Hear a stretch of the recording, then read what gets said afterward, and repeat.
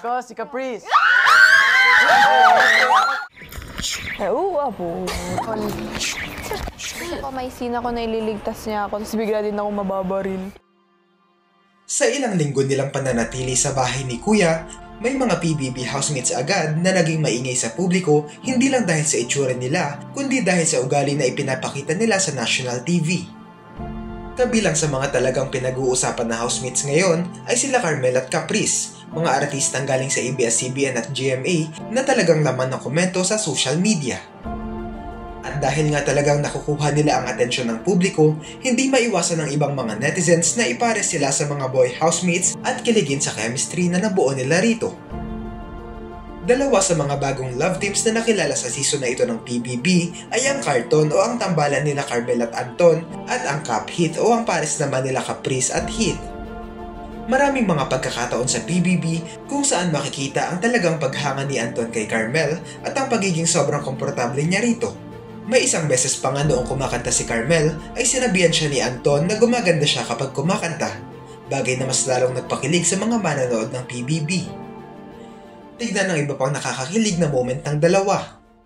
Salamin. So, chorus na lang, is paulit-ulit lang naman, parang salamin, salamin, ipakita sa akin kung sino bang nararapat kong ibigin. Salamin, salamin, makikiusap na dinggin. Paano na kaya kung pinili kita? Lalagay ko to sa Green App, Music App. Ang nalagay dito all in free. Ganun. 160 plus ka diba? 160. Taas na kasi pa, ate ko. Po. Nakakatakot pinunda dun, baka mamaya masita. Action star natin yan. Kaya nga. Gusto ko may scene ako na ililigtas niya ako, tapos bigla din ako mababaril. Maaari na kayong pumili ng kanya-kanyang lugar. Saan tayo, guys? Na lang. Saan tayo? Ay, okay yun. Bro, okay guys? Vocalize mo lang. Yung mga pakapakatay tayo. Saan tayo, guys? Isa pa sa bagong kinakikiligan na love team ng mga housemates ay ang tambalang Cap Heath o ang tambalan nila Caprice at Heath. Sa ngayon ay wala silang sinasabi kung sino ang mga gusto nila sa bahay ni Kuya, pero makikitang dahil sa pagkakapareho nila ng ugali ay talagang siniship sila ng mga tao. Parehas silang tahimik at bukod pa rito ay parehas din silang pinakabata sa season ngayon ng PBB. Ayon pa sa iba, nakakatuwa silang panoorin dahil natural na may chemistry sa kanilang dalawa kahit pa sa mga simpleng moments na magkasama lang sila. Feeling ko bawal.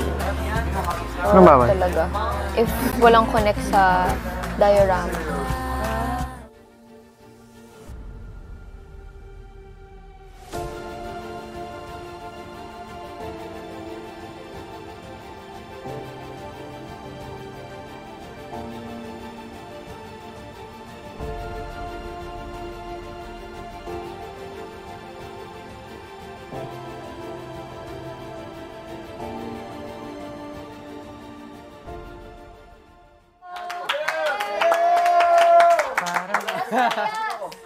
Next pick ko, si Caprice.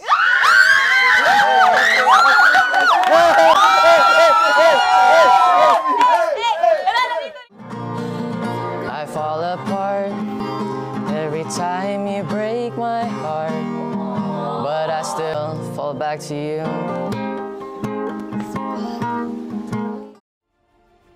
Ngayong usapan na ang tambalang Carton at Cap Heath, sino kaya sa dalawang love team na ito ang sisikat sa taong bayan at ilalayag paglabas ng bahay ni Kuya? Ano ang masasabi nyo rito?